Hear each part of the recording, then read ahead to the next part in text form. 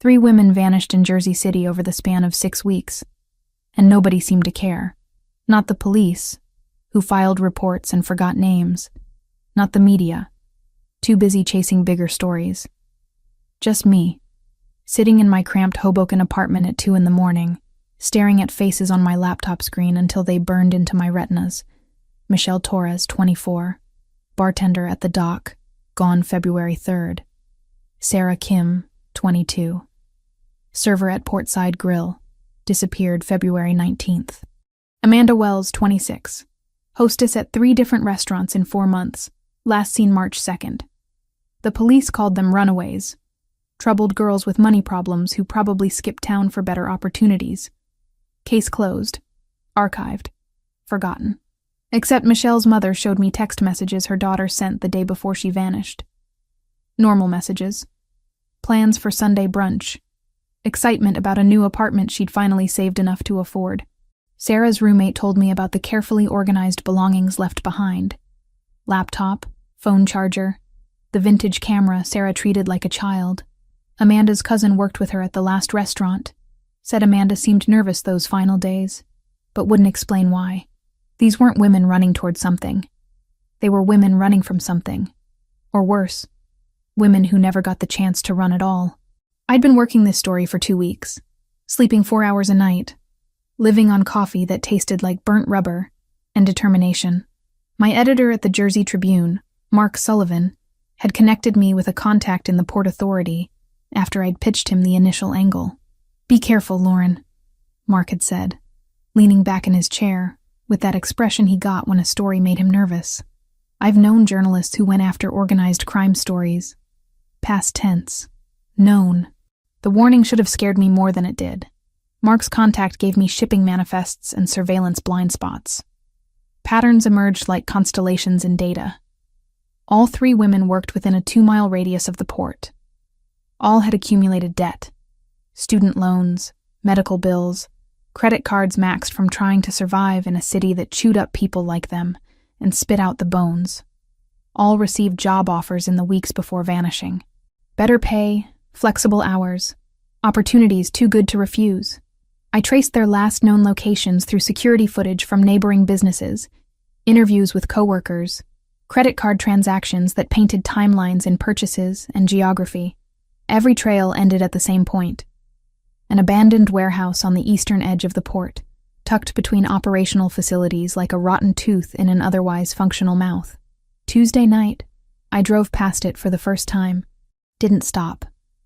Just rolled by slowly in my beaten Honda, windows down despite the March cold, camera in my lap. The building slouched against the night sky, windows dark and broken, graffiti climbing the walls like ivy. Nothing moved. Nothing suggested the place was anything but forgotten infrastructure waiting for demolition. Wednesday night, I parked 3 blocks away and walked, stayed in shadows, kept my phone on silent, took photos from behind a chain-link fence. At 11:47, 2 SUVs with no license plates pulled up to a side entrance. 4 men emerged, speaking a language I didn't recognize but later realized was Spanish. They disappeared inside for 23 minutes. When they emerged, they were carrying nothing, but their body language had changed. Purpose instead of caution. Thursday night, I brought better equipment. A camera with a telephoto lens I'd borrowed from a photographer friend who owed me a favor. I positioned myself on the roof of an adjacent building, uncomfortable but with clear sight lines. More vehicles, more men, and this time, near midnight, something that made my blood crystallize in my veins. Women being led from one building into another, moving in a line like paper dolls, heads down, shoulders curved inward. I took 63 photos. Didn't realize until I was back home, hands shaking as I imported them to my laptop, that I'd captured more than I'd intended. In photo 37, a man stood illuminated by headlights, face turned toward the camera by accident or instinct. Sharp features, cold expression, scar cutting through his left eyebrow. In photo 42, he directed others while something that looked very much like a weapon glinted at his hip.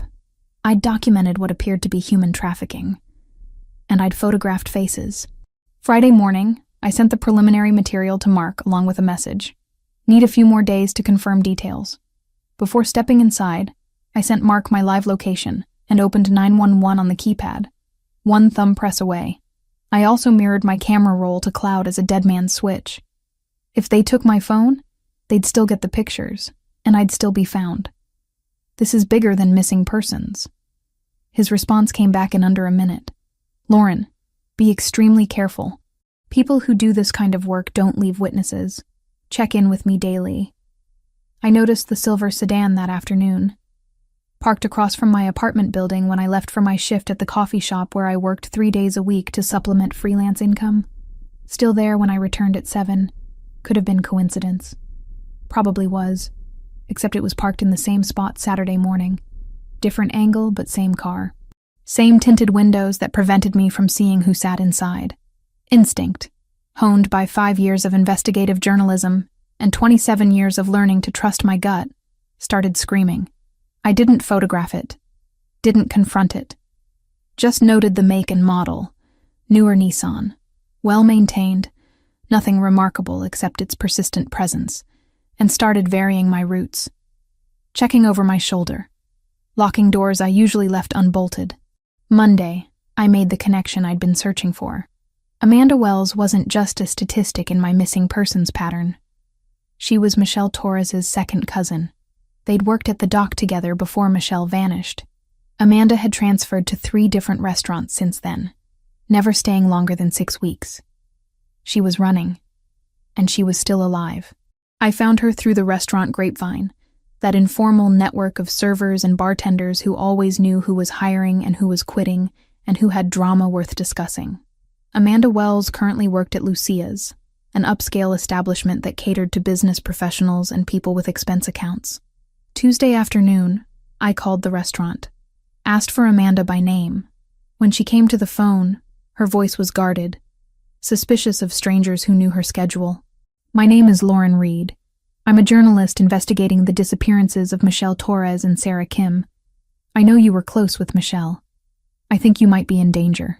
Silence stretched long enough that I thought she'd hung up. Then quietly, I can't talk here. Come Thursday night, after 9. I'll meet you in the back dining room. Amanda. Thursday. That's all I can do. The line went dead. I should have felt relief, progress, a witness willing to talk. Instead, dread settled in my stomach like swallowed stones. Thursday evening, I drove to Lucia's through streets slick with earlier precipitation. The restaurant sat in a gentrified section of Jersey City, where old warehouses had been converted into expensive lofts and artisanal coffee shops charged $7 for lattes. Lucia's occupied the ground floor of a renovated brick building, warm light spilling from tall windows. People visible inside, laughing and eating like the world was safe and predictable. I parked 2 blocks away. Checked my surroundings 3 times before locking the car. The silver sedan wasn't visible, but that didn't mean it wasn't there. Inside, Lucia's was elegant, without being pretentious. Dark wood, soft lighting, the smell of garlic and wine and fresh bread. A hostess greeted me with professional warmth. I asked for a table in the back. She led me through the main dining area to a quieter section with only 4 tables, currently empty, except for my presence. Your server will be right with you, she said, leaving me with a menu I barely saw. I ordered coffee when the server appeared. Nothing else. My stomach was too tight for food. At 8:53, Amanda emerged from the kitchen area. I recognized her from the photo her cousin had given me. Curly dark hair pulled back, large brown eyes that had seen too much.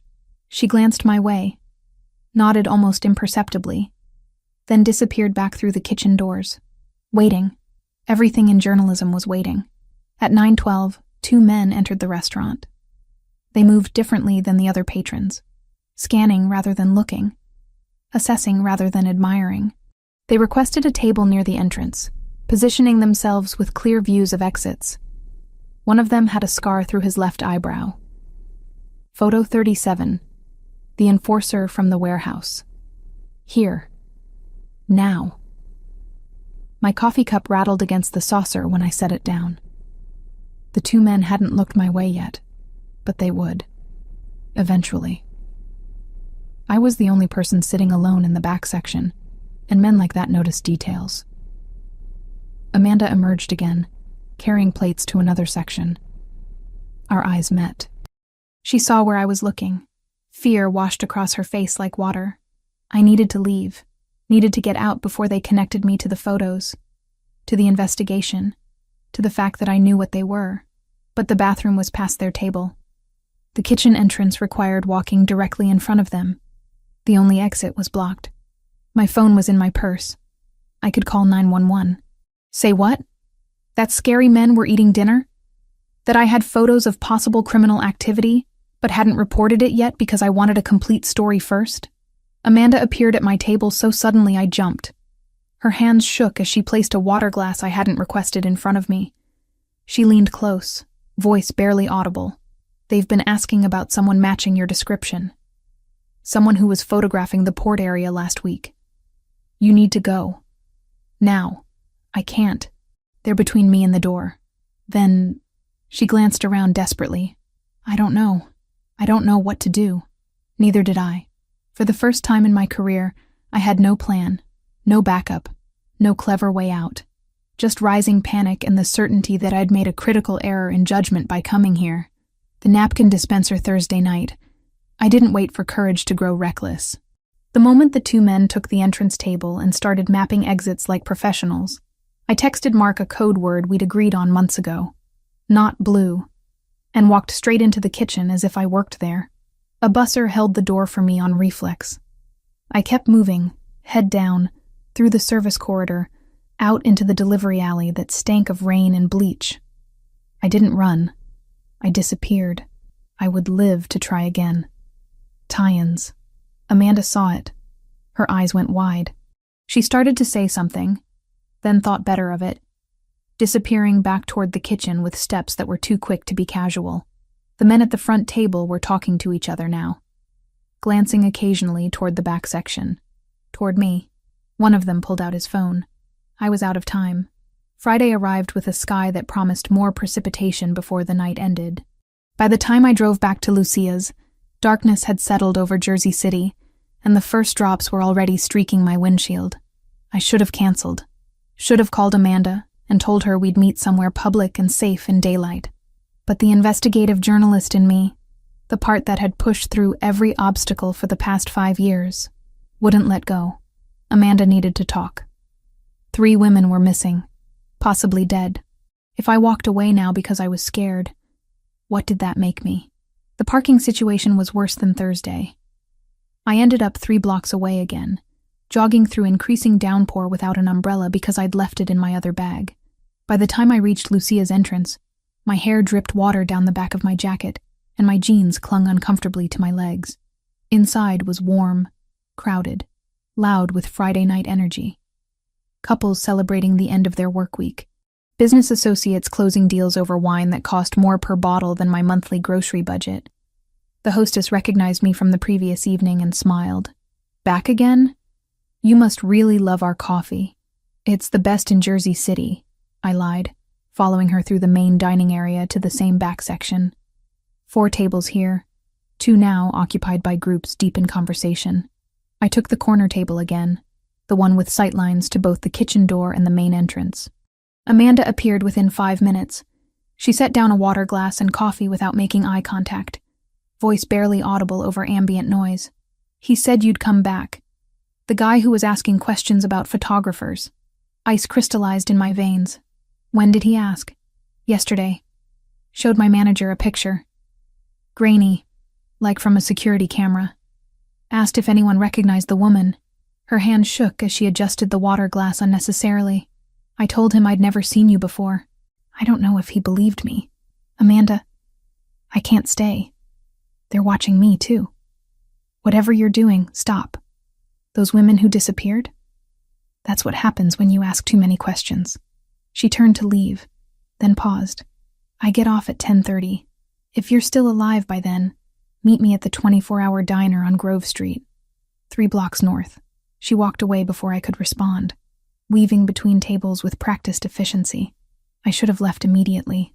Paid for the coffee I hadn't touched, and disappeared into the rainy night before whoever was asking questions showed up in person. But leaving meant walking past the entrance, making myself visible, confirming that, yes, the woman in the grainy photo was here, was real, was foolish enough to return. So I sat, watched the entrance like a prey animal tracking predators, checked my phone. 9:43. Mark had sent 3 messages asking for check-ins. I typed back, "At Lucia's. Meeting source. We'll call after." 9:57. A family of 4 was seated 2 tables away, the children arguing about dessert options. Normal. Safe. Everything I wasn't. 10:04. The 2 men entered. I recognized them instantly despite never seeing them this close. The one with the scar through his left eyebrow moved with the confidence of someone who'd hurt people and enjoyed it. His companion was shorter, stockier, with the build of someone who lifted weights religiously. They spoke to the hostess, requested seating near the entrance. They weren't here for dinner. The hostess led them to a table that gave them clear views of every exit. Professional positioning, the kind that came from training or experience or both. Scar Eyebrow's gaze swept the restaurant methodically, cataloging faces, dismissing most, pausing on mine for 2 seconds longer than necessary. My heart rate tripled. He didn't react, didn't signal recognition, just continued his scan before sitting with his back to the wall. But I knew. The pause. The assessment. He was comparing my face to whatever grainy image they had, deciding if I was worth approaching. I couldn't go out the front. The bathrooms were past their table, which meant walking directly into their line of sight. The kitchen was staff only, and would draw attention I couldn't afford. The only other exit was an emergency door I'd noticed Thursday, but it likely had an alarm, and would create exactly the kind of scene that would force confrontation. Trapped, like an animal in a cage, waiting for the predator to decide when to strike. The stocky one pulled out his phone, typed something, showed the screen to his companion. Scar Eyebrow nodded, then both looked directly at my table. No pretense anymore. No casual assessment. Just clear, focused attention that said they knew exactly who I was. Amanda emerged from the kitchen carrying plates for another table. She saw where I was looking, saw them looking at me. The color drained from her face. She served the plates, said something to the customers that must have been normal and polite, then walked to my table with steps that were measured and careful. "They called someone," she whispered, setting down a menu I hadn't requested. I saw the phone. "You need to go. Right now. They're between me and the door." Then, her eyes darted around desperately, searching for solutions that didn't exist. "The kitchen? You could... Staff only. Your manager would stop me. The bathroom window? 3 stories up." We were both speaking too quietly for anyone to overhear, but our body language screamed panic. People at nearby tables had started to notice. The family with arguing children glanced over, curious about what was wrong. I grabbed a napkin from the dispenser, hands moving before my brain fully processed the decision, pulled the pen from my jacket pocket, the one I always carried because journalists never knew when they'd need to take notes, and wrote 3 letters in capital block print: "Help." I placed it on the edge of the table, facing outward toward the restaurant's main section. Visible. Desperate. The kind of thing a person did when they'd exhausted every rational option and had nothing left but hope that someone, anyone, would see and understand and care. Amanda stared at it. "What are you? Go. Now. Before they connect you to me." I kept my voice steady, despite the terror clawing at my throat. 10:30. Grove Street. "If I'm not there, call the police and tell them everything you know." She opened her mouth to argue, thought better of it, and fled toward the kitchen with the kind of speed that would have been unprofessional under any other circumstances. The 2 men were standing now, not walking toward me yet, but positioned like they were about to. Scar Eyebrow said something to his companion. The shorter man nodded and started moving toward the bathroom corridor, cutting off my only remaining potential escape route. This was it. The moment where my investigation ended, where I became another statistic, another missing woman whose family would spend years searching for answers that would never come. Except someone was watching. Table 12. 4 men in expensive suits, the kind of carefully tailored clothing that suggested wealth and power. I hadn't paid attention to them before, too focused on my own survival to notice other diners. But now I saw the way they sat, alert, aware, positioned with the same professional spacing as the cartel enforcers. And the man at the head of their table wasn't looking at his companions or his drink or the menu. He was looking at me. Dark hair swept back from a face that was all sharp angles and controlled intensity. Even from this distance, I could see his eyes tracking my expression. The napkin on my table. The two men now moving with clear purpose toward my location. He saw the message, saw the threat, processed the situation in the span of 3 seconds. Then he made a gesture so subtle I almost missed it. Just a slight movement of his hand. But his companions reacted immediately, positions shifting with practiced coordination. 2 of them stood and relocated themselves with seeming casualness. Except their new positions happened to place them directly between me and the approaching enforcers. The man from table 12 stood. He moved with the unhurried confidence of someone who'd never been afraid of anything in his life. Crossed the distance to my table in smooth strides that ate up space without appearing rushed. He sat down across from me without asking permission. Reached across the table. Picked up the napkin with my desperate plea written on it, and folded it calmly before placing it in his jacket pocket. "You're having a difficult evening," he said. His voice was low, controlled, with an accent I couldn't quite place. Not quite American, something Mediterranean bleeding through despite clear English. His eyes held mine with an intensity that made it hard to breathe. "I'm going to help you, but you need to do exactly what I say. Do you understand?" I nodded because words had abandoned me entirely. "What's your name?" "Lauren." It came out barely above a whisper. "Lauren Reed." "Lauren." He repeated it like he was testing the weight of it. "I'm Gabriel. Those men who are currently reconsidering their approach. Do you know why they're interested in you? I'm a journalist. I've been investigating disappearances. I took photos near the port. I think I photographed them without realizing it." His expression didn't change, but something flickered behind his eyes. Recognition, understanding, or perhaps calculation. "And now they've found you." "Yes." Gabriel glanced toward the 2 enforcers, who had stopped their advance and were now engaged in what looked like a tense conversation with Gabriel's men. "They're going to leave now. But this isn't over. They know where you live, where you work, everyone you've talked to. You understand that, yes?" The reality of it hit me like cold water. "Yes." "Then you're coming with me." Not a request, not a suggestion. Those men answer to people who won't hesitate to make you disappear, and they're currently deciding whether to cause a scene in a public restaurant or wait for a more opportune moment.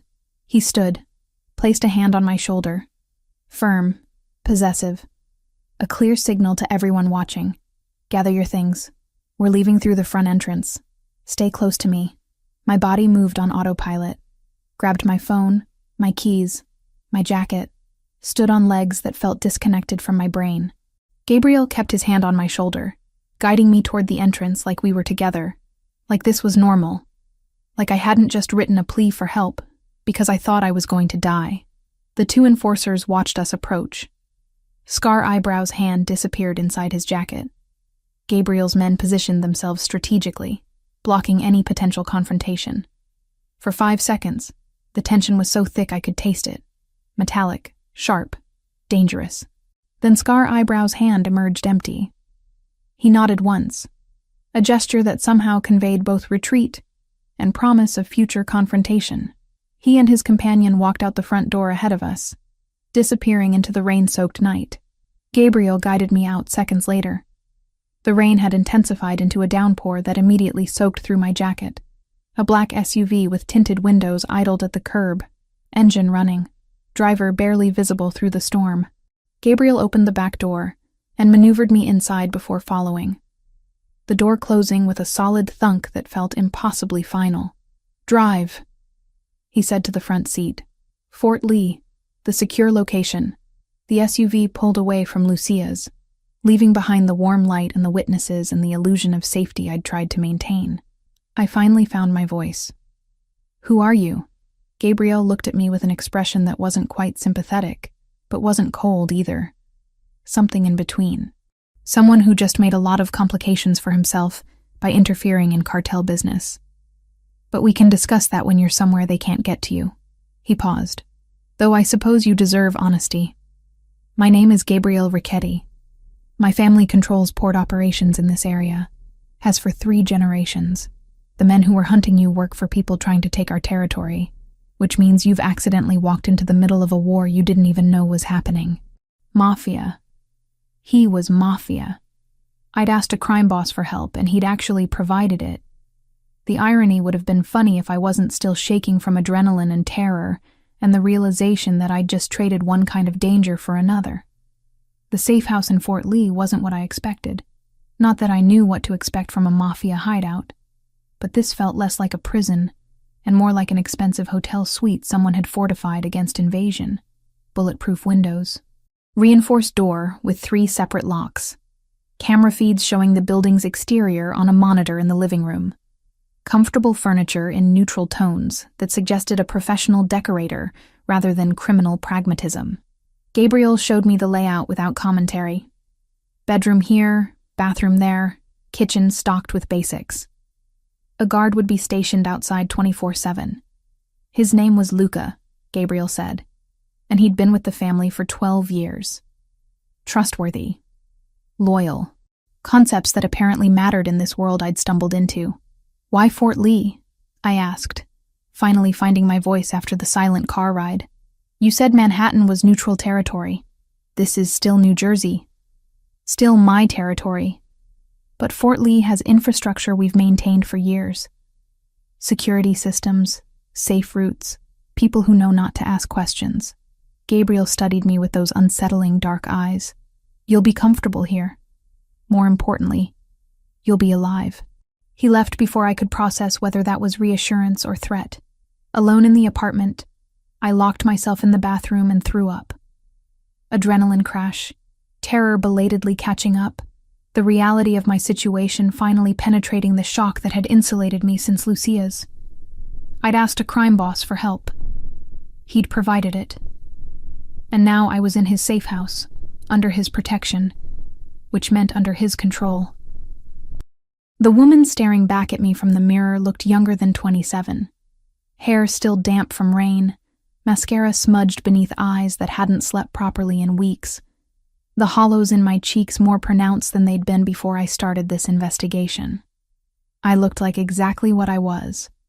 Someone in over her head, drowning, grasping at lifelines without checking if they were anchored to solid ground or sinking ships. My phone had 7 missed calls from Mark. I called him back, rehearsing excuses even as it rang. Lauren. Thank God. Where are you? Why didn't you meet your source? Something came up. I'm safe. I'll explain tomorrow. That's not good enough. Those messages you sent earlier, you sounded scared. What happened at Lucia's? I couldn't tell him. Couldn't say I'd been rescued by the Ricchetti family, that I was currently locked in one of their properties, that the line between journalist and compromised had blurred beyond recognition. Just trust me. I'm following a lead. I'll check in tomorrow morning, I promise. Mark's silence stretched long enough that I thought the connection had dropped. Then, Lauren, I've been in this business 30 years. I know when a reporter's in trouble. If you need help, real help, you call me. Immediately. Understand? I understand. I ended the call before he could push further, guilt sitting heavy in my stomach alongside the lingering nausea. The apartment had Wi-Fi. Of course it did. Probably monitored, probably tracked, but I needed information more than I needed privacy. I spent the first night researching Gabriel Ricchetti, compiling a profile the way I would for any investigative piece. The Ricchetti family had controlled port operations in northern New Jersey for 3 generations. Started with legitimate shipping in the 1950s, expanded into less legitimate ventures by the 1970s. Protection rackets, loan sharking, gambling. Nothing as brutal as drugs or human trafficking. There seemed to be lines even organized crime didn't cross, at least not publicly. Gabriel had assumed control 8 years ago after his father was killed in what newspapers called a targeted assassination by Russian competitors. He was 36. Never married, according to public records, though one gossip blog mentioned a long-term girlfriend who'd died 3 years ago. No children. No scandals. Just a carefully maintained presence at charity events and business functions. The respectable face of a family business that operated in shadows. While researching, I kept thinking about my parents.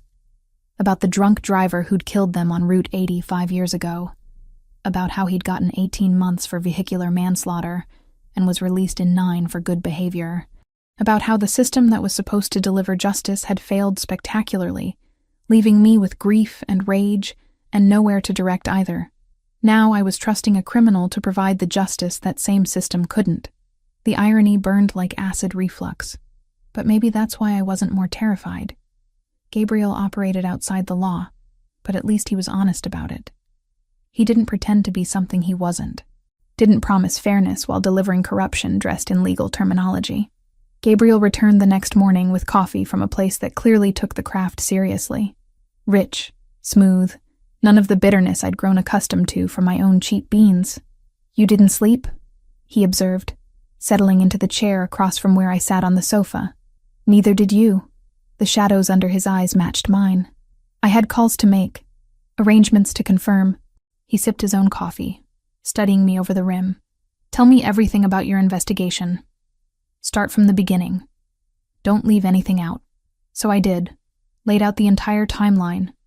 Michelle Torres, Sarah Kim, Amanda Wells, the patterns I'd discovered, the warehouse surveillance, the photos I'd taken that captured faces I shouldn't have seen, how the silver sedan had been following me, how Amanda had agreed to talk before those men showed up at Lucia's. Gabriel listened without interrupting, his expression growing harder with each detail. When I finished, he set down his cup with enough force that liquid sloshed over the rim. "How long has this been happening?" "The disappearances started 6 weeks ago, but the warehouse activity, I only documented it over the past week." "And you sent this information to your editor?" "Preliminary findings. Nothing that would compromise the investigation or put him at risk." Gabriel stood, paced to the window, stared out at Fort Lee's streets like they held answers. "The cartel moving into human trafficking in my territory. That's not just a violation of agreements. That's a declaration of war. Your territory," I repeated. "You act like you own this city. Parts of it, yes. The port, the shipping lanes, certain business districts. My family has maintained these operations for decades, through carefully balanced relationships with other organizations. We don't traffic humans. We don't deal hard drugs. Those are lines we don't cross." He turned back to me. "The Sinaloa cartel knows this, which means they're either testing our boundaries or they don't care about consequences." "And what are the consequences?" His smile held no warmth. "That depends on how diplomatic I'm feeling when we have our discussion." The first 48 hours blurred together in frustration. I was used to moving, investigating, actively pursuing leads. Being confined felt like suffocation despite the apartment's space. But I forced myself to be productive, organized my existing evidence into coherent timelines, cross-referenced witness statements, built a framework for the story I'd eventually publish. Gabriel visited twice daily, always bringing food that was too good for me to have ordered myself. Thai takeout from a place I'd never heard of, Italian from a restaurant that required reservations months in advance. He never stayed long, just checked that I had what I needed, and left. On the third night, after he'd brought dinner and was preparing to leave, I stopped him with a question I'd been avoiding. "Why are you helping me? Really? Don't give me the territorial violation excuse. You could have let them take me, eliminated a witness, kept your hands clean." Gabriel paused at the door, hand on the knob. "You asked for help. That matters." He glanced back. "And you're trying to save women nobody else cares about. That matters too." The morning of the 4th day, Gabriel arrived earlier than usual. No coffee this time, just urgent energy that filled the apartment like ozone before lightning. I confirmed it. The cartel is using that warehouse to process women before moving them south. They've been operating for 3 months, bringing in girls from restaurants and bars, promising legitimate work, then trafficking them across state lines. His jaw tightened. 17 women have gone through that location. Your 3 disappeared, are part of a larger operation. The number hit me like cold water. 17. Not 3 isolated cases, but systematic exploitation. We need to tell the police, the FBI, someone with actual authority to... And how long will that take? How many more women will disappear while they build cases and file paperwork? The system you want to trust is the same one that failed your missing women in the first place. He wasn't wrong, which made it worse. So what do you propose? You eliminate them yourself? That makes you just as bad. No, Gabriel said quietly. That makes me effective, but I'm not suggesting murder. I'm suggesting we dismantle their operation our way. Fast, thorough, permanent. And then you document it all. Publish the story that forces official investigations. Give those families the answers they deserve. I should have refused. Should have demanded he take me to the police station immediately despite knowing how that would end. But sitting in that apartment, looking at the evidence I'd compiled over weeks of investigation, thinking about Michelle's mother and Sarah's roommate and Amanda's terror, I made a decision that probably damned whatever remained of my journalistic integrity. What do you need from me? Gabriel's expression shifted, something like respect crossing his features. Everything you've gathered. Every photo, every timeline, every piece of evidence. And your trust that I won't use this to destroy you later. Trust. From a crime boss. The absurdity would have been funny if the stakes weren't measured in lives. When do we start? Tonight. But first, you're going to tell me exactly what that silver sedan looked like. Because if cartel enforcers were following you, they know where you live. And that means anyone connected to you is a potential target. Amanda. Mark. My landlord who'd seen me coming and going. The barista at my regular coffee shop who knew my order by heart. Everyone became collateral damage in a war I'd triggered by trying to expose the truth. I gave Gabriel the details, watched him relay information to people whose names I didn't know, orchestrate protection for civilians who had no idea they needed it. In that moment, seeing him work with brutal efficiency to minimize harm, I understood why his family had maintained power for generations. It wasn't just violence and intimidation. It was this: the careful calculation of risk, the strategic deployment of resources, the cold pragmatism that accomplished in hours what bureaucracy would take months to fail at. And I understood something else. I wasn't a captive in this apartment. I was a collaborator.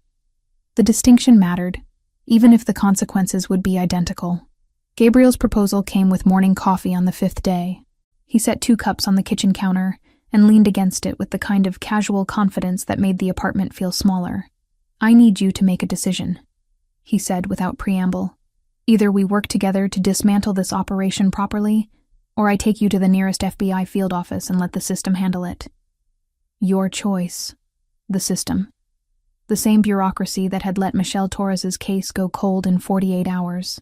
The same machinery that filed reports and forgot faces while women disappeared into shipping containers bound for the border. What does working together mean? You give me everything you've collected. I use my resources to confirm details, track movements, identify key players. You organize it into something that forces official action once we've already extracted the victims.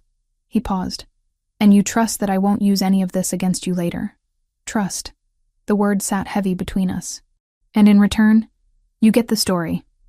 Real justice for those families. And you stay alive long enough to publish it. I should have negotiated. Should have demanded guarantees, protections, something more concrete than his word. Instead, I heard myself say, "When do we start?" The next 2 weeks rewired my understanding of investigative journalism. Gabriel didn't just have sources. He had infrastructure. People embedded in Port Authority, customs, shipping companies. Within 3 days, he'd confirmed that the warehouse operation had been active for 3 months. 17 women processed through that location. Most moved to secondary sites in Texas and Arizona, before disappearing completely into trafficking networks. Mark's contact in the Port Authority provided independent verification, unaware he was corroborating intelligence from organized crime. I spent 12-hour days cross-referencing shipping manifests with surveillance footage Gabriel's people had acquired through methods I deliberately didn't ask about. Building timelines, mapping routes, creating documentation that could survive legal scrutiny. Amanda Wells called on day 6. Gabriel's security had tracked her down, offered protection she initially refused before accepting after a second approach by cartel enforcers. She was scared but willing to talk, finally. I should have spoken up when Michelle vanished. Amanda's voice cracked through the phone line. But I was terrified they'd come for me next. After I turned down their job offer, 2 other girls from Lucia's accepted. Maria Hernandez and Chloe Grant. Both disappeared last week. 2 more names for my growing list. 2 more families waiting for answers. You couldn't have known, I told her, though the words felt inadequate. I knew enough, she exhaled shakily. At least I know you're trying to stop them now. Gabriel arranged for Amanda to be relocated to his family's protection network, somewhere in Pennsylvania, he said, with people who owed him favors. She'd be safe until this was resolved. The work consumed daylight hours. But evenings brought different challenges. Namely, the growing awareness that Gabriel and I occupied the same space with increasing frequency. He'd arrive with dinner, stay while I worked, ask questions about my process. I'd catch him reading over my shoulder, making suggestions that demonstrated surprising grasp of journalistic standards. You need to remove this section, he said one night, pointing at my laptop screen. It implies knowledge of my family's legitimate shipping operations. Gives prosecutors ammunition to claim you're protecting me. I'm not protecting you. I'm protecting the integrity of the investigation. Same result. Different motivation. His shoulder brushed mine as he leaned closer to read. Change the phrasing here. Make it about general port corruption rather than specific businesses. He was right, which annoyed me more than the correction itself. Where'd you learn about journalistic ethics? I read. He moved away, settled into the chair across from me. Contrary to popular belief, criminals aren't illiterate thugs. Some of us even went to college. Where? Rutgers. Business administration. Lasted 3 semesters before my father pulled me into the family operations full-time. He said it without bitterness, just statement of fact. What about you? Columbia. Journalism school. Graduated with honors and $80,000 in student debt. Your parents must have been proud. The opening was too perfect to ignore. They were. Right up until a drunk driver ran a red light on Route 80 and killed them both. 5 years ago. The driver got 18 months. Served 9. Gabriel's expression shifted. Not pity, but recognition. And that's why you do this. Why you chase stories nobody else cares about. Justice shouldn't depend on whether you're important enough for people to care. My voice came out harder than intended. Michelle Torres worked 3 jobs. Sarah Kim was putting herself through community college. They deserved better than being filed under probable runaways, because investigating took effort. Silence stretched between us, charged with something I couldn't name. Finally, Gabriel spoke. My wife died 3 years ago. Cancer. By the time we caught it, treatment options were limited to making her comfortable while we watched her disappear. The confession surprised me more than it should have. This man who controlled territory and commanded loyalty with a glance, admitting to helplessness. I'm sorry. She was 32. Had plans. Wanted children. A house somewhere quieter than Jersey City. Normal life away from family business. His jaw tightened. I gave her 3 years of marriage and a funeral. That's not your fault, isn't it? I brought her into this world knowing what it was. Knowing the stress, the danger, the constant looking over shoulders. Stress weakens immune systems, makes bodies vulnerable. That's not how cancer works. Logically, I know that. But logic doesn't eliminate guilt. He stood abruptly. I should go. You need to finish that section. He left before I could respond, the door closing with controlled precision that somehow felt more final than slamming. The event happened on day 12. Gabriel appeared mid-morning with a garment bag and expression that brooked no argument. There's a benefit tonight at the Waldorf. I need to make an appearance, maintain connections with legitimate business community. You're coming with me. Absolutely not. Lauren, the cartel knows you're missing. They're searching. If you're seen at my side at a public event, it sends a message. You're under protection. Touching you means declaring war. He set the garment bag on the sofa. Plus, I could use company. These things are insufferably boring. The dress inside was green emerald, floor length, elegant without being ostentatious. the kind of thing I'd never afford on freelance journalist income.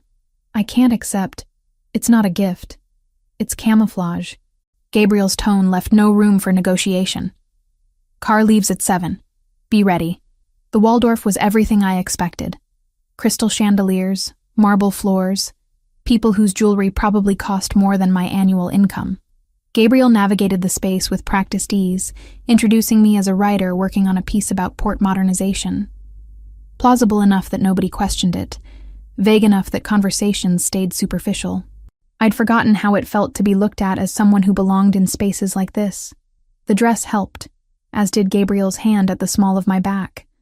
Subtle claim of association that kept unwanted attention at bay, until the drunk businessman decided proximity and alcohol made me available.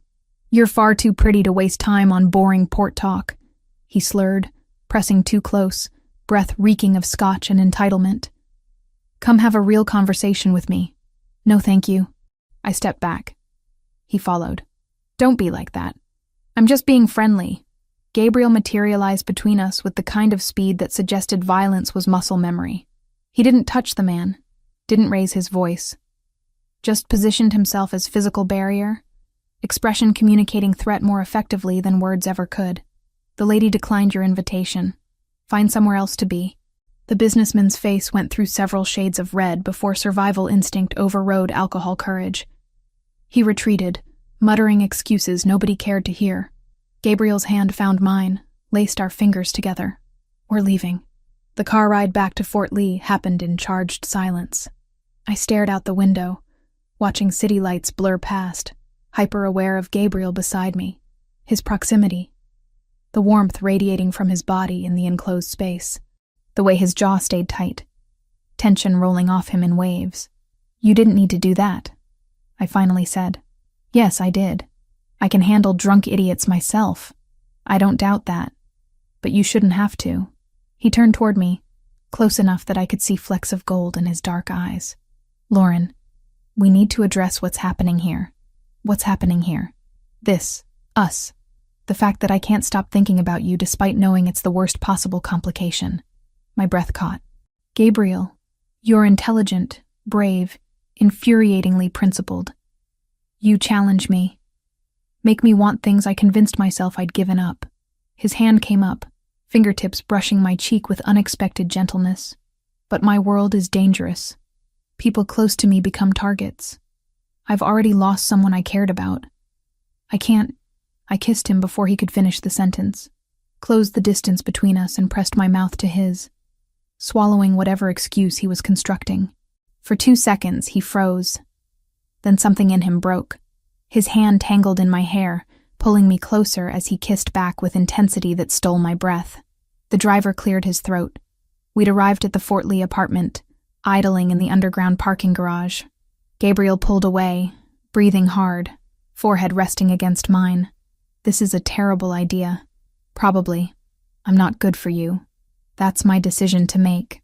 He kissed me again, softer this time, before the car door opened and reality reasserted itself. We made it to the apartment without speaking, tension crackling between us with every step. Inside, rational thought evaporated. Gabriel's jacket hit the floor. My dress followed. We moved from desperate to tender and back again, exploring this thing neither of us had planned but both wanted despite the impossibility. Later, lying in the darkness with his breathing evening out beside me, I thought about all the ways this would complicate everything, how it violated every professional boundary I'd ever maintained, how loving a criminal made me complicit in ways that would follow me forever. But I didn't regret it. Not then. Maybe not ever. Morning came with Gabriel's coffee, and a revelation I wasn't prepared for. He set the cup in front of me, expression carefully neutral in a way that immediately triggered alarm bells. "There's something you should know," he said, settling into the chair across from mine. 3 days ago, there was an incident. Cartel enforcers tracked one of my shipments near the port. They were attempting to send a message. The casual delivery made it worse somehow. What kind of incident? The kind involving weapons and a very clear boundary being tested. He met my gaze without flinching. We handled it. Nobody on my side was injured. The message was received and returned with interest. Heat crawled up my neck. 3 days ago. You've been here twice daily since then. When exactly were you planning to mention this? I wasn't. Not unless it became relevant to your safety. I stood. Needed to move. Needed space to process the anger surging through my bloodstream. Not relevant? They were close enough to confront your people. How close were they to this apartment? 2 miles. Different location entirely. 2 miles in New Jersey is nothing. My voice rose despite efforts to control it. You've been preaching about working together, about partnership, and you're still making decisions about what information I can handle? Gabriel's jaw tightened. I was protecting you from unnecessary worry about a situation that was already resolved. I don't need protection from information. I need honesty. I need to be treated like an adult capable of assessing my own risks. I paced the small space between living room and kitchen. You know what this is? This is exactly the kind of controlling behavior that makes people helpless.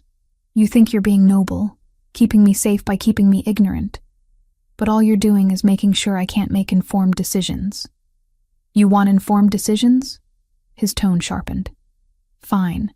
Informed decision. There are currently 6 known cartel enforcers actively searching for you.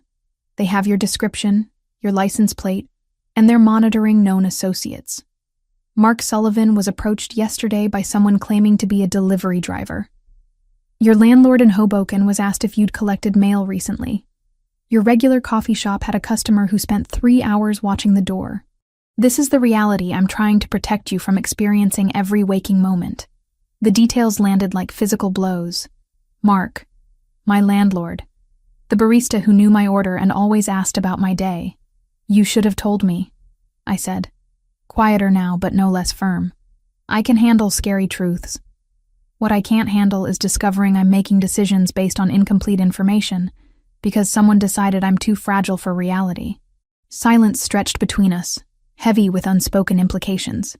Gabriel stood slowly, moved to the window, stared out at Fort Lee with tension visible in every line of his body. I don't think you're fragile. I think you're extraordinary. That's the problem. His voice dropped, rough with something I couldn't name. I've spent 8 years controlling everything. Territory, operations, threats. Control means survival in my world. But you, he turned partially, profile sharp against morning light. You challenge that. Make me want to share control instead of hoarding it, and that terrifies me more than any cartel. The admission caught me off guard, vulnerability seeping through cracks in his carefully maintained armor. Then let me in, I said, not as someone to protect, but as someone fighting beside you. Trust that I can handle the truth. Even when the truth is that people you care about are at risk because of your association with me. Especially then. Because hiding it doesn't change the reality. It just means I can't prepare. Gabriel nodded slowly, some of the tension bleeding from his shoulders. Agreed. Complete honesty from this point forward. About threats, about operations, about everything that affects your safety. But in return, you trust my judgment about tactical decisions.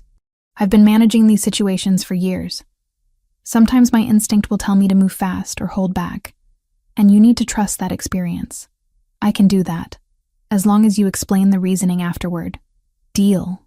The argument left us both drained, edges of adrenaline making the apartment feel smaller. Gabriel returned to his chair, scrubbed hands over his face in a gesture that made him look younger, more human than the controlled crime boss persona he typically projected. My wife used to hate this too, he said quietly. The way I'd shut her out when things got dangerous. She'd accuse me of treating her like delicate glass instead of the woman who chose to marry into this life knowing exactly what it meant. The mention of his wife surprised me. He rarely brought her up without prompting. What was her name? Sophia. She was a teacher. Elementary school. Complete opposite of this world. A sad smile ghosted across his face. She wanted normal, house in the suburbs, kids, PTA meetings. I kept promising her soon, after this deal, after that consolidation. Always soon, never now. She knew what she was getting into when she married you. Knowing intellectually and living with the reality are different things. By the time she got sick, I'd given her 3 years of marriage and a lifetime of delayed promises. He stood, walked to the window with restless energy. When she died, I told myself I'd never do that again. Never bring someone into my world who deserved better. Never make promises I couldn't keep about normal futures. My throat tightened.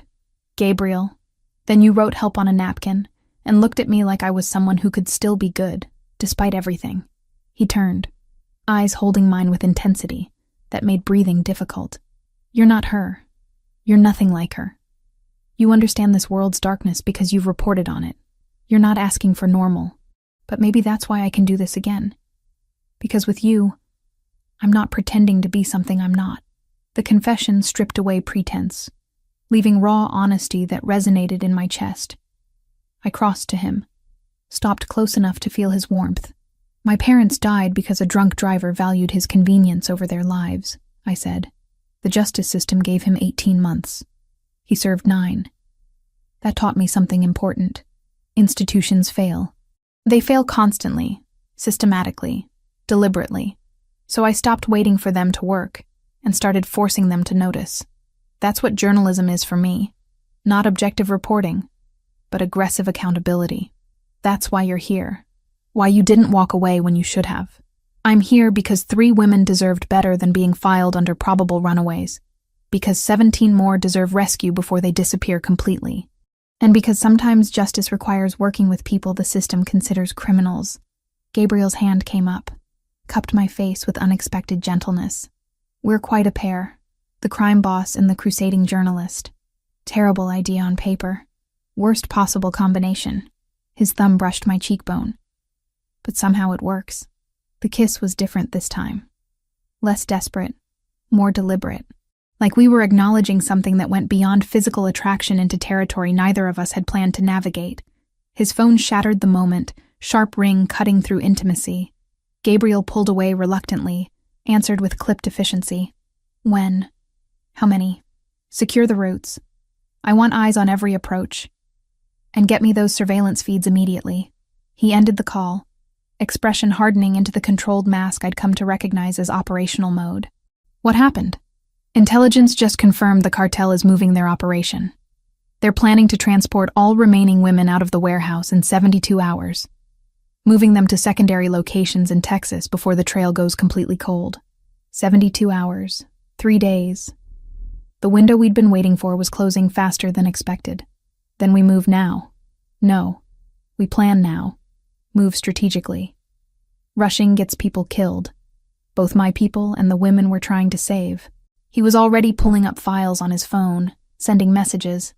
I need to coordinate with my contacts, verify logistics, ensure FBI positioning is ready without compromising operational security.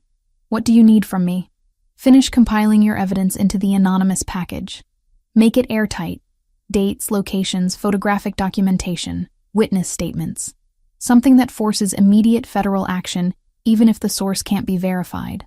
While I'm handling tactical elements, you're building the legal case that keeps those women from being re-trafficked after we extract them. The division of labor made sense. His expertise in operations, mine in documentation. We spent the next 6 hours working in parallel focus, occasionally exchanging information, but mostly existing in shared determination. Gabriel made calls in rapid Italian, coordination I couldn't fully follow, but recognized as military precise planning. I organized 63 photographs, 17 victim profiles, 40 pages of timeline analysis into a packet that would make any investigator's job simple. Here's the evidence, here are the perpetrators, here's how to prosecute them successfully. Evening arrived with takeout neither of us tasted, and exhaustion we both ignored. Gabriel finally closed his laptop, leaned back with the kind of weariness that came from carrying multiple lives' worth of responsibility. It's set. Thursday morning. Coordinated federal raid on the warehouse while my people create diversions that pull cartel security away from primary targets. We extract the women, disappear before official presence arrives. Let FBI take credit for rescue. And if something goes wrong, then we adapt. But nothing will go wrong. I don't allow operational failures. The confidence in his voice should have been arrogant. Instead, it was simply factual. A man stating reality based on years of not failing when lives depended on success. Thursday morning. 72 hours had become 48. The countdown was real now. Tangible, pressing against my ribs with every breath. Thursday arrived with the weight of inevitability. I'd been awake for 36 hours straight, fueled by coffee and the knowledge that 17 lives depended on documentation so airtight even the most corrupt prosecutor couldn't ignore it. My laptop screen blurred occasionally, exhaustion playing tricks with my vision, but I kept working. Every photograph properly labeled, every timeline cross-referenced, every victim profile complete with last known locations and identifying details that would make reuniting them with families possible.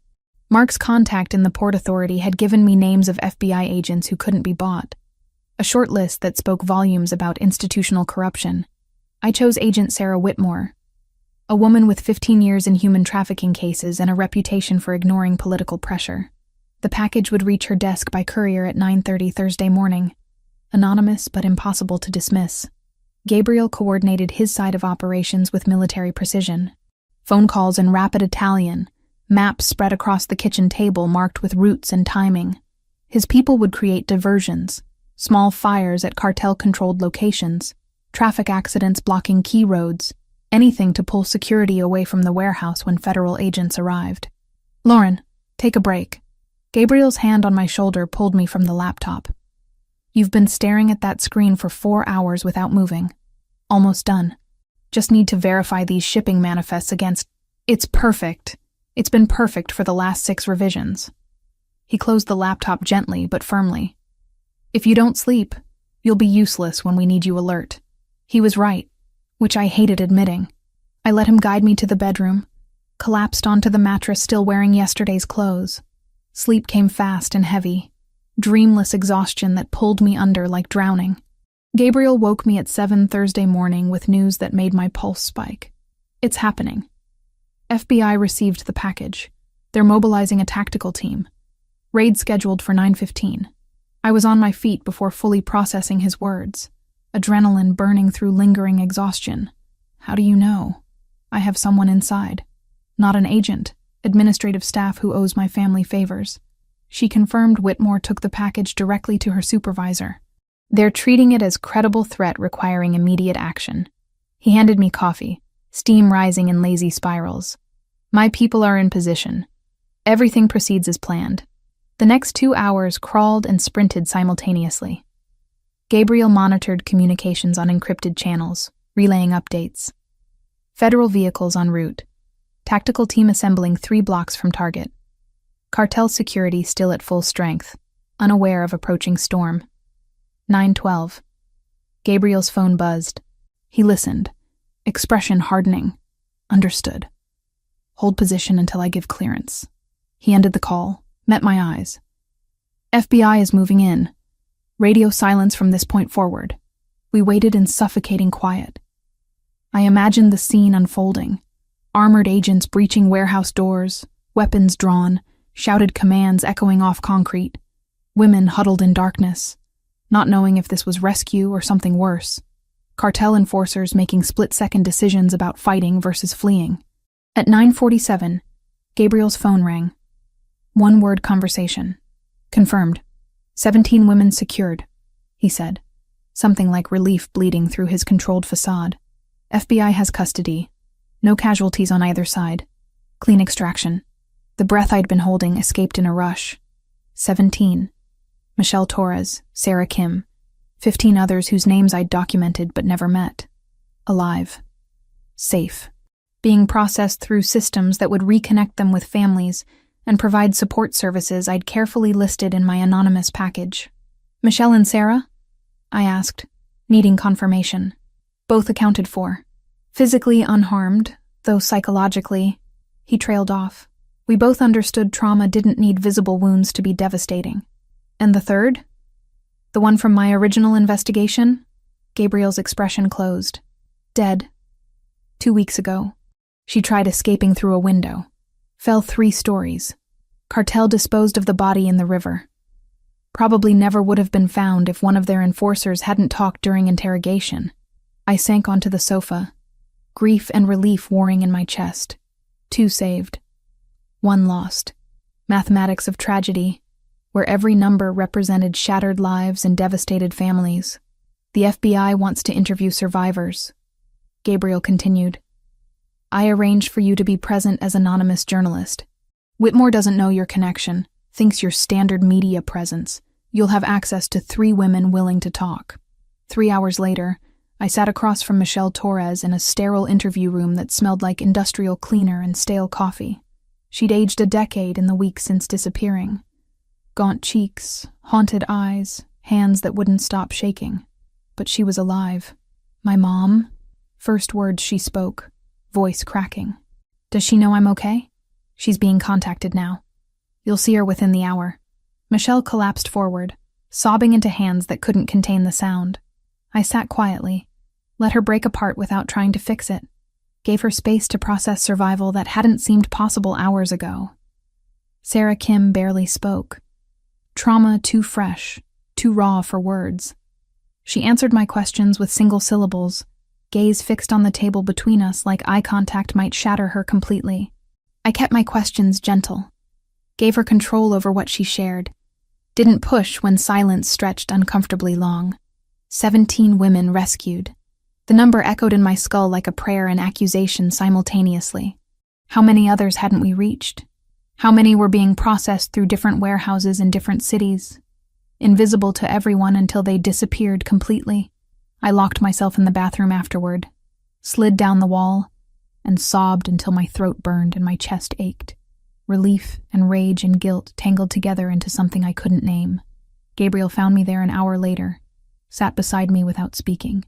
Solid presence while I fell apart. That night, while media coverage focused on the FBI's successful raid and rescued victims, Gabriel executed the second phase. 3 cartel leaders vanished from their residences between 11 p.m. and 2 a.m. No bodies found, no witnesses, just empty houses and messages received by surviving members. New Jersey belonged to the Ricchetti family, and human trafficking would never be tolerated again. The retaliation came 30 hours later. Friday evening, I was organizing interview notes when Gabriel's phone exploded with alerts. Get to the bedroom. Now. What? Someone leaked your location. They're coming. I ran. Made it 3 steps before the apartment's main door shattered inward, wood splintering around reinforced locks that bought seconds but not safety. Gunfire erupted, sharp cracks that made my ears ring even through walls. Gabriel's security returning fire, Luca's voice shouting coordinates in Italian, more shots answering from the stairwell. I dove into the bedroom closet like Gabriel had shown me during safety briefings I'd thought were paranoid excess. Reinforced walls, panic button hidden behind hanging clothes. I pressed it, heard distant alarms trigger, and prayed backup would arrive before bullets found their way through drywall. The shooting stopped as suddenly as it started. Silence rushed in, somehow more terrifying than noise. Then Gabriel's voice, tight with barely controlled fury. Lauren, are you hit? No, I'm okay. I emerged from the closet on shaking legs. The apartment looked like a war zone. Bullet holes pocking walls, overturned furniture, broken glass everywhere. And Luca on the floor, blood spreading across his shirt, breathing too fast and shallow. Back at Columbia, I'd taken the newsroom's disaster reporting module, the grim one with tourniquets and pressure dressings. It wasn't a degree, but it meant I didn't freeze when blood appeared. My medical training kicked in despite trembling hands. Pressure on the wound, elevation, keep him conscious and talking. You're going to be fine, I told him, voice steadier than I felt. Ambulance is coming. Just stay with me. Luca's eyes found mine, unfocused but aware. Did my job, he whispered. Kept you safe. You did. You absolutely did. I pressed harder, felt warm blood seeping between my fingers. Now let me return the favor and keep you alive. Gabriel appeared beside me, phone pressed to his ear, demanding ambulance arrival times with barely contained violence. When he ended the call, he looked at Luca with expression I'd never seen. Raw fear badly disguised as anger. The hospital waiting room had industrial tile floors and lighting that made everyone look half dead. I sat with Luca's blood drying on my hands, shirt, jeans. Couldn't bring myself to wash it off yet. Felt like abandoning him somehow. Gabriel paced. Phone calls in Italian, each conversation brief and brutal. Ordering responses I didn't want to imagine. When they finally let us see Luca, I almost cried again. He looked smaller in the hospital bed, chest wrapped in sterile bandages, skin too pale against white sheets. Gabriel stood at the bed's foot, knuckles white gripping the rail. He has a daughter, Gabriel said quietly. 8 years old, plays soccer. I hadn't known. 6 weeks of working together, and I'd never asked Luca about his life outside protection duty. I'm so sorry. He chose this. That's what loyalty means. Gabriel's voice cracked slightly. But he shouldn't have needed to choose. We stayed until nurses insisted on rest. Drove back to Fort Lee in silence, heavy with unspoken understanding. This couldn't continue. The cartel would keep coming until someone ended the war permanently. Gabriel made the final call from the destroyed apartment. 48 hours of coordinated strikes, his people hitting cartel operations while anonymous tips flooded FBI hotlines. Financial accounts frozen through mysterious bank investigations. Shipping routes disrupted by sudden regulatory enforcement. 3 dozen arrests, twice that many disappearances, the entire Sinaloa East Coast operation dismantled with surgical precision. By Sunday morning, the cartel had retreated completely. Territory conceded. Leadership decimated. And Gabriel Ricchetti's reputation as someone you didn't cross now included human traffickers alongside every other criminal enterprise that had learned this lesson the hard way. I sat in the wreckage of the apartment that had been my home for 6 weeks, surrounded by evidence of violence I'd survived, and understood I'd crossed a line I could never uncross. I wasn't just reporting on this world anymore. I was part of it. 3 weeks after the raid, I sat across from Mark Sullivan in his cluttered office at the Jersey Tribune, watching him read my story for the 5th time. He'd printed it out, made notes in red pen that bled through the margins like wounds. His reading glasses kept sliding down his nose. He'd push them up, squint at a paragraph, shake his head, continue reading. "This is dynamite," he finally said, setting the pages down with deliberate care. "National-level investigative journalism. Pulitzer-worthy, if I'm being honest." He removed his glasses, met my eyes directly. "It's also going to make a lot of powerful people very uncomfortable." "Good. That's the point." "Lauren." He leaned back, chair creaking under his weight. "I've been in this business 30 years. I know when a reporter has a source, and I know when they have something more than that." His voice dropped.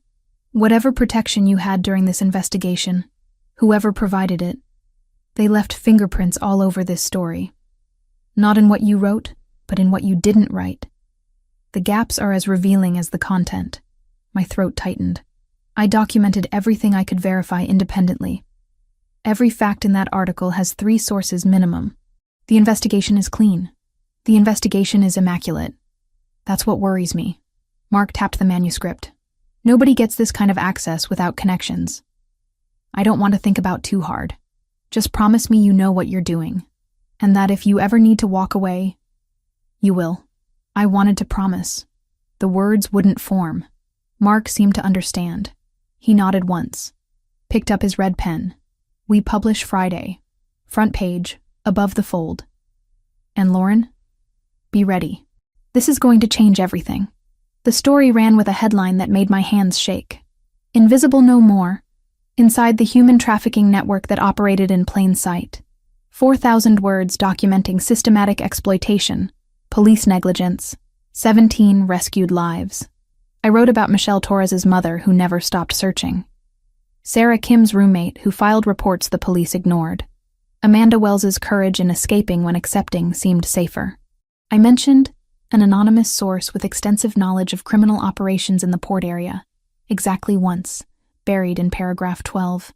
Everything else came from official documents, survivor interviews, FBI confirmation. Gabriel existed nowhere in my published work except as carefully constructed absence.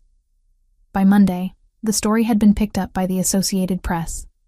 Tuesday, it was trending on social media. Wednesday, 3 major newspapers offered me staff positions with salaries that seemed fictional. Thursday, I received notification that the article had won the New Jersey Press Association's award for investigative journalism. Professional success I'd dreamed about for 5 years arrived all at once, and it felt hollow. I couldn't celebrate publicly with the person who'd made it possible. Couldn't thank Gabriel in speeches or interviews. Couldn't acknowledge that justice had required collaboration with someone the system defined as criminal. Mark called Friday evening. Amanda Wells just sent flowers to the office.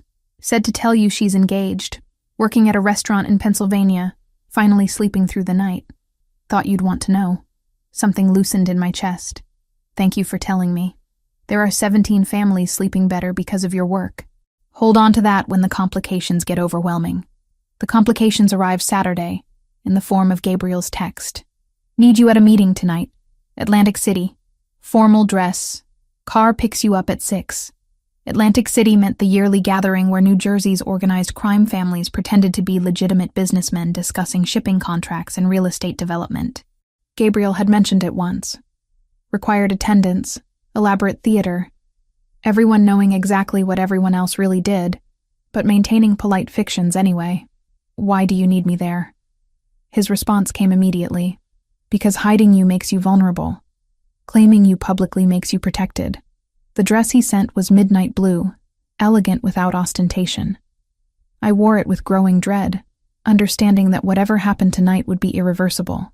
Going public as Gabriel's partner meant permanently joining his world in ways even living in his safe house hadn't accomplished.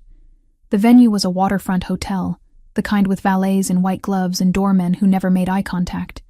Gabriel met me in the lobby, took my hand without asking permission, and led me into a ballroom where 50 men in expensive suits pretended not to be measuring each other for weaknesses. Lauren Reed. He introduced me to a silver-haired man, whose ring probably cost more than my car. Investigative journalist. The one who broke the trafficking story. The man's eyes sharpened with recognition. Impressive work. Those families owe you everything. His gaze shifted between us, calculating. And you're here with Gabriel. How interesting. That word, interesting, carried implications I felt in my bones. We made rounds through the room, Gabriel introducing me consistently, clearly, as his, not his date, not his guest, but unmistakably his partner in ways that transcended a single evening.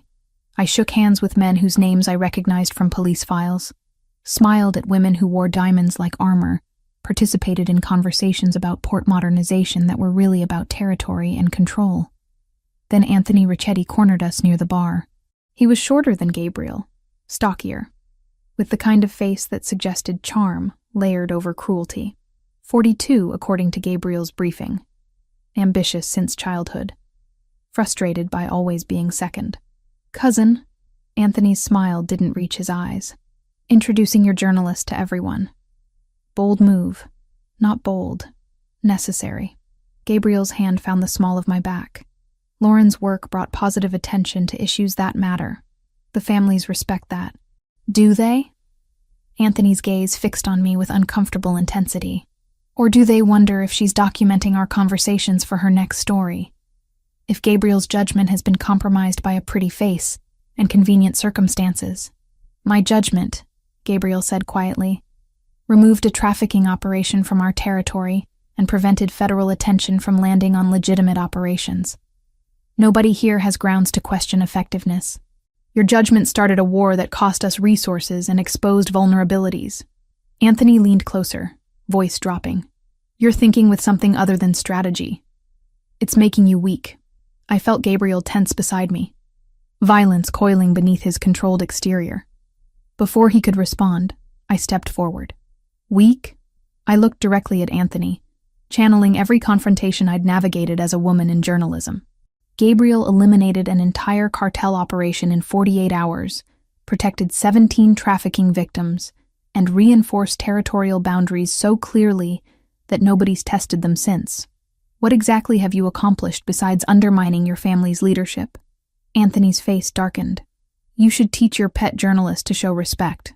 She's not my pet. She's my partner. And she's right. You're questioning results because you wanted the authority to deliver them yourself. Gabriel's voice carried enough edge to cut. This conversation is over. We walked away before Anthony could respond, but I felt his glare drilling into my back. That was stupid of me, I muttered. I just made you an enemy within your own family.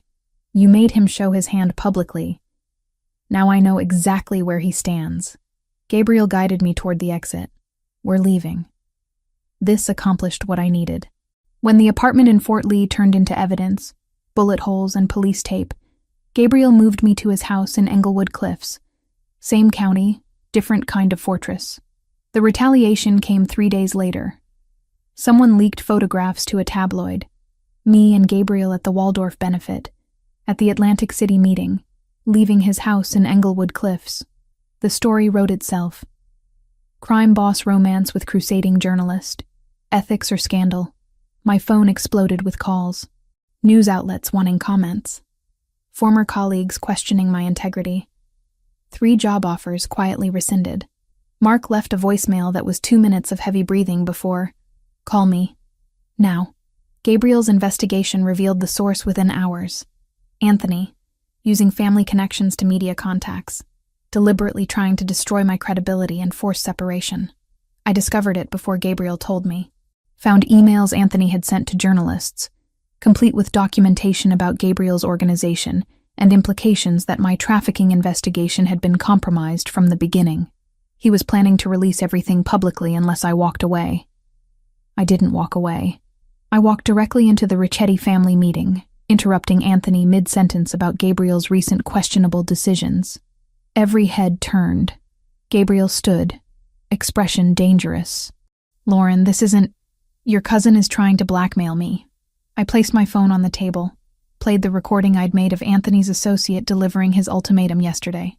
Leave Gabriel, or he releases documentation claiming my investigation was corrupt, that I've been compromised by criminal relationships, that everything I published was manufactured. The room went silent. Anthony's face drained of color. "Interesting strategy," I continued, voice steady despite my racing pulse. "Threatening to destroy an investigation that brought positive attention to all of you.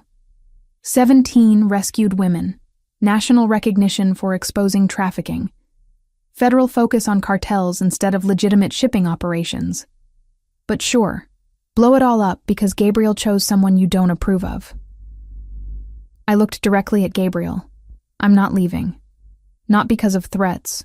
Not because of politics. Not because loving you is complicated. He can release whatever he wants. I know my work is clean." Gabriel's expression shifted through shock, anger, and something that looked dangerously close to pride. He turned to Anthony with lethal calm. "You have 24 hours to transfer to European operations. Italy. You'll manage shipping contracts from Rome. If you're still in New Jersey Friday, you won't be anywhere at all." Anthony opened his mouth to argue. The man beside him, older with authority that didn't require volume, shook his head once. Anthony deflated visibly. "Meeting adjourned," Gabriel said.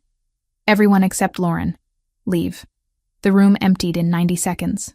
Gabriel waited until the door closed before crossing to me, hands framing my face with unexpected gentleness. "You confronted my cousin in front of the family." "Yes."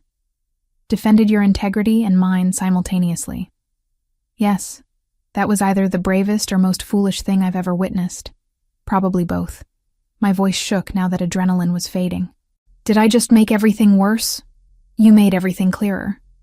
The family respects strength. You just demonstrated more courage than Anthony ever has." He kissed me, soft and deliberate. "He leaves for Rome Monday. And you, Lauren Reed, just became the first journalist to survive confronting organized crime politics and come out stronger." Luca found me the next day at the Tribune offices, walking almost normally despite the chest wound that had nearly killed him 3 weeks ago. "Wanted to say thanks. For the soccer ball you got my daughter. She won't stop talking about the nice lady who saved her dad. You saved me first. That's the job." He smiled, the first genuine expression I'd seen from him. "But you didn't have to care afterward. Most people don't." He handed me an envelope. "From Gabriel. Instructions for if things go bad. Plans, contacts, escape routes. He wants you prepared." The envelope felt heavy with implications. "Insurance policy and love letter combined. Tell him I said thank you. Tell him yourself. He'd prefer that." Mark pulled me aside that afternoon, closed his office door, and studied me with 30 years of editorial experience written in every line on his face. "You're not leaving Gabriel. No, this is going to follow you. Every story you write, someone will question your objectivity. Every investigation, someone will claim you're protecting criminal interests. I know. And you're okay with that? I thought about 17 rescued women. About justice that required working outside systems designed to fail. About loving someone the world said I shouldn't, for reasons that made sense on paper but ignored everything that mattered. I'm okay with it. Are you okay with keeping me on staff? Mark was quiet for a long moment. Your work is impeccable. That hasn't changed. But Lauren, no more organized crime investigations. Write about corruption, about injustice, about all the things you're passionate about. Just give me one area where I don't have to wonder if your personal life is affecting your judgment. Deal. I drove to Englewood Cliffs that night, let myself into Gabriel's house with the key he'd given me last week. Found him in the study, surrounded by paperwork, looking exhausted and impossibly beautiful in the desk lamp's glow. Anthony's gone, he said without looking up. Took the first flight to Rome this morning. Won't be returning. Good. The family sent messages of support. Apparently your performance impressed people I didn't expect to impress. Also good. He finally looked at me. You know this is permanent now. Public knowledge, family politics, all of it. There's no going back to anonymity. I crossed to him, settled into his lap, felt his arms come around me automatically. Good thing I wasn't planning to go back. Gabriel's laugh was soft against my neck. Quite a pair we are. Terrible on paper. Absolutely catastrophic. His lips found mine. But somehow it works. Later, lying in his bed with city lights filtering through windows, I thought about all the ways my life had transformed in 8 weeks. From desperate journalist writing help on a napkin to this, partnership that defied categories, love that existed in spaces between law and morality, choices that would define me forever. I didn't regret any of it. Not the complications, not the compromises, not the permanent mark this world had left on me. Some stories required living inside them to tell properly. This was mine, and I was just beginning. 6 months disappeared faster than I expected. The trafficking story became a case study in journalism programs, won awards I'd stopped counting, opened doors I'd previously only dreamed about walking through. The Tribune kept me on staff with a salary that let me pay off student loans and a title that sounded impressive on business cards. But the real work happened in quieter spaces. Investigations into municipal corruption that exposed 3 city council members taking bribes, a series on inadequate elder care facilities that forced regulatory reforms, stories about injustice that didn't require navigating organized crime politics or questioning my objectivity every time I submitted copy. Mark never asked directly if I was still with Gabriel. He didn't need to. The move from Fort Lee to Englewood Cliffs wasn't exactly subtle, and my new address appeared on paperwork he filed with HR. He just nodded when I told him, offered one piece of advice. Keep your professional reputation spotless. Give nobody ammunition to question your work. I took that seriously. Every investigation triple-sourced. Every claim documented beyond reasonable doubt. My writing became sharper, more precise, knowing that scrutiny would follow everything I published. The house in Englewood Cliffs felt like home faster than my Hoboken apartment ever had. Space to think, without walls closing in. Garden where I could actually breathe outdoor air without car exhaust. Gabriel's presence filling rooms with the kind of comfort I'd never expected to find, with someone whose world operated so far outside mine. Luca recovered completely from the chest wound that nearly killed him. He showed up one Saturday with his daughter Sophia, 8 years old with gap-toothed grin, and soccer ball she insisted I sign despite my protests that I knew nothing about sports. You saved my dad, she informed me with the absolute certainty only children possess. That makes you family. Family. The word meant something different now than it had 6 months ago. Gabriel's people treated me with respect that evolved past professional courtesy into genuine acceptance. I wasn't just the boss's girlfriend. I was someone who'd proven herself in ways they understood, standing ground against Anthony, refusing to be intimidated, choosing this life with full knowledge of its complications. Gabriel taught me Italian in the evenings, patient with my terrible pronunciation, amused when I confused vocabulary in ways that changed entire meanings. I forced him to museums on Sunday afternoons, art galleries he claimed to hate, but studied with intensity that suggested otherwise. We found balance between his world and mine, creating something that belonged to both without fully inhabiting either. Then Thomas Brennan started digging. FBI agents investigating organized crime weren't unusual, but Brennan brought obsessive energy that felt personal rather than professional. He filed FOIA requests about port operations, questioned witnesses from closed cases, showed up at Tribune offices asking for me by name with questions about my trafficking investigation that were technically appropriate, but felt like fishing expeditions. Mark pulled me aside after Brennan's third visit. That agent's not building a case. He's building something else. Be careful. I used every journalism connection I had, called in favors from contacts in Washington that Mark had introduced me to during the trafficking story's aftermath, found reporters who'd covered FBI corruption cases, prosecutors who knew Brennan's history. Slowly, pieces emerged. Thomas Brennan's younger brother had been killed 8 years ago by someone in Gabriel's organization. Not Gabriel personally. He'd barely assumed leadership when it happened. But Brennan blamed the entire Ricchetti family, carried grief that had calcified into vendetta. His investigation wasn't about justice. It was about revenge disguised as law enforcement. I wrote about it. Not for publication, for circulation among people who mattered. Sent carefully worded inquiries to FBI oversight. Made sure Brennan's supervisors understood that one agent's personal crusade was compromising institutional credibility. Applied pressure through bureaucratic channels that couldn't be ignored. 2 weeks later, Brennan was reassigned to white-collar crime in Nevada. Gone. Neutralized without violence, without confrontation. Just strategic application of information to people who valued institutional reputation over individual revenge fantasies. Gabriel found me on the back patio that evening, staring at nothing, processing what I'd done. "You protected me using the system I don't trust," he said quietly. "That's impressive. I protected us. There's a difference." His arms came around me from behind, chin resting on my shoulder. "Thank you." Mark called the next morning. Amanda Wells sent a message. She's engaged, working at some restaurant in Pennsylvania that does farm-to-table cuisine. Says she sleeps through the night now. Wanted you to know the happy ending stuck. I cried about that.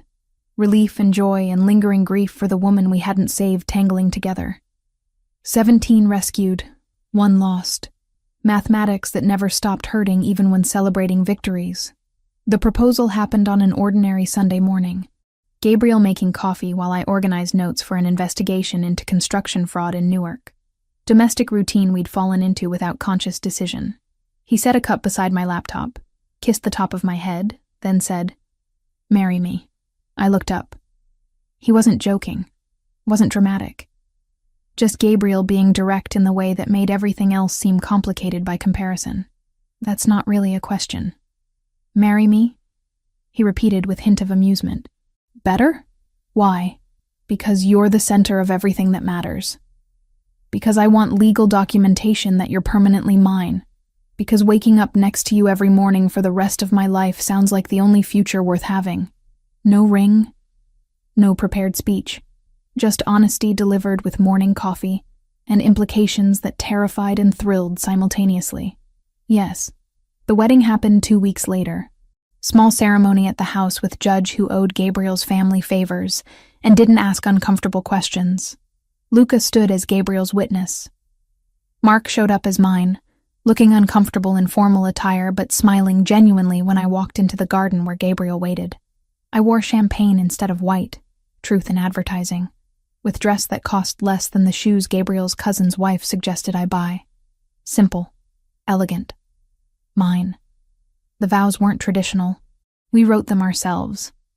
Honest about challenges we'd face, promises we could actually keep. Gabriel spoke in English and Italian, voice steady despite intensity in his eyes. I spoke about choosing this life consciously, about loving him despite and because of complications, about building something that honored both our truths. When the judge pronounced us married, Gabriel kissed me like we weren't standing in front of witnesses. Like this moment had rewritten futures that had seemed impossible 6 months ago. The reception was quiet dinner with the dozen people who mattered most. Luca made a toast about finding family in unexpected places. Mark offered dry commentary about journalists' terrible decision-making that made everyone laugh because they knew he meant it affectionately. Sophia presented a drawing of me and Gabriel she'd made at school. Crayon stick figures holding hands with enormous smiles. That night, lying in bed as husband and wife instead of partners navigating undefined territory, Gabriel traced patterns on my shoulder and asked, "Any regrets?" "Not one. Even knowing how complicated this makes everything?" "Especially knowing that." I turned to face him. Simple would have been boring anyway. 3 months later, I sat in my home office working on the construction fraud investigation, documenting illegal waste disposal, bribery schemes involving city inspectors, safety violations that had nearly killed workers, important work that didn't involve organized crime except tangentially. Gabriel appeared in the doorway carrying plates of pasta he'd cooked himself, another skill I'd discovered after moving in. His cooking surpassed mine by embarrassing margins. Take a break. Eat something that isn't coffee and determination. I saved my work, closed the laptop, joined him at the kitchen table we'd picked out together last month. Ordinary domestic evening that contradicted the extraordinary circumstances of our lives. Mark's editor called about another award nomination, I mentioned between bites. They're annoyed I keep winning things while refusing to take the staff positions bigger papers offer. You prefer autonomy over prestige. I prefer being able to look at myself in the mirror while doing work that matters. I studied him across the table. Speaking of which, how was your day of definitely legitimate shipping contract negotiations? His laugh was warm, familiar. The sound of someone who understood I wasn't questioning his morality, but acknowledging its complexity. Profitable and legal, mostly legal. The gray areas were very gray. As long as nobody got trafficked or murdered, I'm declaring success. Such high standards from my wife. My wife. The phrase still felt new. Would probably always feel slightly surreal. We finished dinner, cleaned up together, fell into the evening rhythm we'd constructed from 2 very different lives. Later, in bed with city lights filtering through windows, Gabriel pulled me close and whispered something in Italian I'd learned meant, "My heart." I whispered back in fractured Italian that made him smile. Telling him I loved him in a language I was still learning, would probably always be learning. Just like I'd always be learning how to navigate the impossible life we'd chosen together. Some stories didn't have neat endings. Some involved living daily in spaces between right and wrong, justice and compromise, love and complications. This was mine, and I'd make that choice again every single morning.